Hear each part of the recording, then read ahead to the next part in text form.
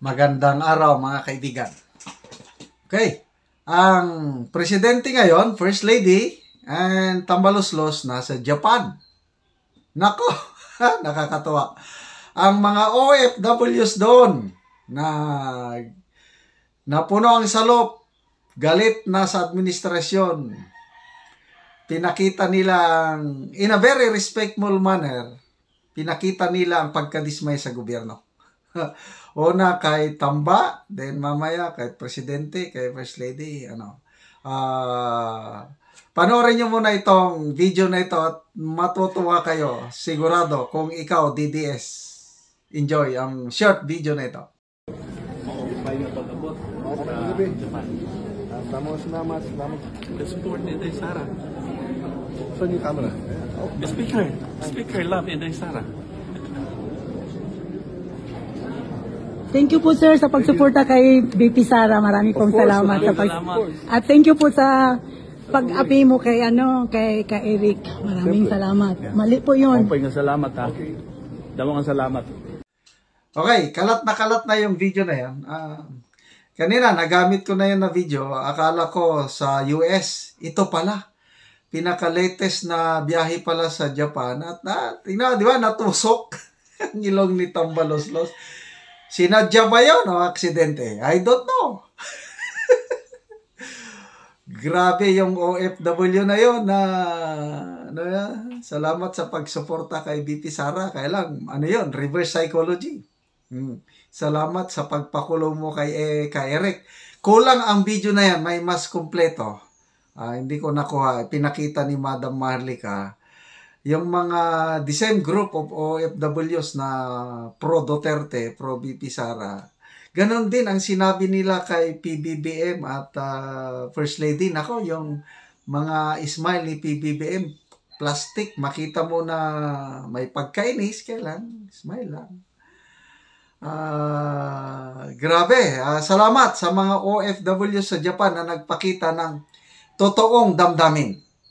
Sana magising ang Pangulo na lalo na itong si Tambaloslos na maraming nagmamahal kay BP Sara na hindi niya kayang talunin sa fair and square yung patas na labanan. Sana ma-realize nila ito. Okay? Ang isang tinatarget nila ngayon, yung SMNI. Gustong-gusto nila talagang pahintuin ang SMNI. Kasi yan ang nag-iisang media network na sumusuporta sa mga Duterte. Ito, pakinggan natin ang payag ni Attorney Tolentino ba ito? Sinabi niya, tuloy-tuloy ang operasyon ng SMNI, hindi nila kayang mapasara ang SMNI. Yung SMNI, tuloy na tuloy ang SMNI. Don't forget, ang prangkisa ng SMNI, batas yan. Ang batas ng Pilipinas, hindi lang ang House of Representatives ang gumagawa ng batas. Dalawa ang bahay natin. House of Congress or House of Representatives and House of Senate. Hindi ibig sabihin na may approval na dito sa House of Representatives, approved na. I-submit pa yan sa House of Senate. Pag na-approve sa House of Senate, iakyat pa yan sa Presidente para pirmahan. So it will take time. And of course, yes, totoo, ang prangkisa, hindi yan karapatan. It is a privilege. But kahit privilege yan, kasi hindi naman paso ang prangkisa ng SMNI, at least there is a certain degree of due process and equal protection na dapat respetuhin ng ating mga kongresista at ating mga senador.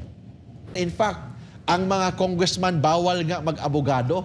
Ang mga congressman bawal mag-appear sa korte, bawal mag-appear sa any quasi-judicial bodies. Yung resolution na yan, parang indirectly, naging abogado sila ng complainant to suspend or to cancel the permit. And that is, parang ang ginagawa nila, illegal practice of a profession of law. Yun namang isang congressman na nag-file ng urging the, FJ? The NTC. The NTC. To suspension. That is in violation ng due process. That is also in violation ng tinatawag na equal, ng separation of power. Iba kasi yung executive, iba yung legislative, iba ang judiciary. Ang trabaho ng legislative, gagawa ng batas. Hindi dapat niya pangunahan ang executive kasi it may influence the decision of the executive. So hindi nila gawin yan. In fact, ang mga congressman bawal nga mag-abogado. Ang mga congressman bawal mag-appear sa korte, bawal mag-appear sa any quasi-judicial bodies. Yung resolution na yan, parang indirectly, naging abogado sila ng complainant to suspend or to cancel the permit. And that is, parang ang ginagawa nila, illegal practice of a profession of law. And hindi pwede yan, hindi pwede pangunahan ng legislative ang executive like the Office of the President, yung mga quasi-judicial bodies like the NTC, hindi pwedeng diktahan. Kasi violation yan ng separation of power and may tinatawag tayong due process clause. Ibig sabihin, hindi pwede diktahan, yun na yun, cancelin na. May due process pa rin. Ibig sabihin, pakinggan pa rin ang depensa ng SMNI sa proceedings doon po sa NTC. Attorney, ang binabanggit nila fake news. Ang ginawa ba, tingin mo, news ba yung ginawa ni attorney ni Ka Eric or komentaryo or parte ng paggatang? Commentary yung ginagawa ni Ka Eric. In fact, in a question form, questionable, answerable by yes or no. Context doon, question yun. Pag question, sagutin niya, yes or no. Don't forget, under the concept of a democratic and republican country, ang government official should not be on your skin. They are subject to public criticism, public ridicule, kasi they are part of because public office is a public trust. Ibig sabihin, if you're a public officer, pinagkatiwala lang sa'yo ang posisyon na hinawakan mo. Ang totoong amo, ang taong bayan, under the concept that sovereignty resides from the people and all government authority emanates from them. Yung video nga, hindi pline di ba? That's why, nagdala ako ng USB. First hearing, I requested na i-play, hindi ako pinansin. Second hearing, hindi din ako pinansin. Third hearing, hindi rin ako pinansin about sa video, yung mga ibang topic, daming pinag-uusapan lang na topic na in fact, yung hearing na yon, dalawang resolution lang yata yun eh. First is about the case of President Roa Duterte and second, yung tinatawag na fake news, yung red tagging at saka yung privilege speech ni Congressman Suarez. Yun ang topic ng investigation na yun. So, ang problema, umabot na sa ibang mga topic na wala sa pag-usapan and that is in violation ng rules ng committee kasi nakalagay po sa established rules ng House na kailangan ang investigation should limit that is relevant or germane to the subject of the investigation. In this case, hindi na yun ang nangyayari kasi kahit anong mga topic na wala naman sa pinag-usapan, yun. So, paano na makafocus sa depensa natin kung kahit anong topic, kahit ano-ano pinag-usapan, so nawala na sa purpose ng investigation. Attorney, meron bang kasama din ba sa resolution na tinatanong doon sa investigasyon yung background mo? Wala yun. Wala yun. Ba't natanong yun doon sa ano? Magka-follower ko siya. Magka-fans ko yung isang congressman. Attorney, yung isa din sa topic doon, highlights doon, is itong Soto Law and Shield Law. No? Isa okay. lang ito kasi ang Soto Law, very clear yung Soto Law. And actually, Soto Law, may revised na provision ng Soto Law. 1940s pa yata yung Soto Law na ang nag-introduce niyan yung lolo pa ni Senator Tito Soto o Tito Sen. Ang nakalagay doon, if you are a media, ang media hindi kailangan na accredited. Ang media, as long as you practice, may program ka, nag-practice ka ng journalism, hindi ka kailangan na accredited ng isang company or isang tinatawag na organization like KBP. As long as you practice journalism, media ka na. And as a media practitioner, bawal kang pilitin na ilabas ang source mo. May exception lang dyan. Number one, may order ng court. Second, may order ng Senate, House of Representatives, or Committee in case of national security. National security ba yan kung magtatanong ka about the travel fund of the Speaker? Hindi siya national security. National security ba yan kung sinasabi ni Ka Eric na yung source niya taga-Senate, is it a national security? Hindi.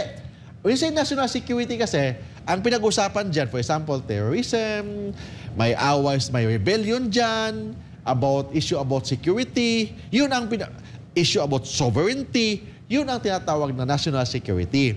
Pero pag pinag-usapan, nagtatanong lang about the travel fund, hindi yan matatawag na national security. Ito, tanong lang ito, Attorney ha. Ito malinaw tanong to ha. Kasi tinanong si Ka Eric kung sino nga ba yung source. Okay? Doon sa sa hearing. Yeah. Pangalanan mo na. Diba? Marami na mga tanong, pinangalanan. Nanindigan pa rin si Ka Eric na hindi sabihin. Hanggang sa umabot sa punto na na-contempt siya. Na ngayon, during sa kanyang pagkakadetine, tinanong siya at ibinulgar daw yung kanyang source doon sa isang kongresista. Na ngayon, yung kongresista naman, na matatanda natin sa unang mga pagdinig, isa rin sa humihimok na sabihin yung source, nung tinanong kung sino yung source, ayaw din namang sabihin.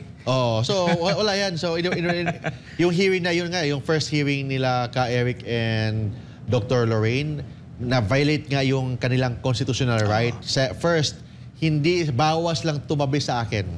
Bawas siyang tumabi kay Attorney Rolex kasi daw, lawyer na kami ng SMNI, bawal daw kami maging lawyer ng ibang mga kliyente. Don't forget, there is no such thing as exclusivity in lawyering. Walang exclusivity. As long as may tiwala ang kliyente sa'yo na ikaw maging abogado nila, pwede ka maging abogado. So hindi ba ibig sabihin na lawyer kami ng SMNI, bawal na kami maging abogado ng mga talents ng SMNI. Walang ganun sa batas. So ibig sabihin, yung paglipat nila kay Eric or hindi pinatabi sa amin, na violate na yung kanilang right to counsel. Kung ganun ang logic na susundin natin na attorney, bawal kayo magkaroon ng maraming kliyente. Bawal yan. So, hindi naman exclusive. Lawyer ka ni Pedro, bawal ka na maging lawyer ni Juan. Walang batas na ganun. So, ibig sabihin, as long as walang conflict of interest, pwede ka maging lawyer kahit sino. As long as may tiwala ang kliyente sa'yo, pwede ka maging abogado kahit kanino.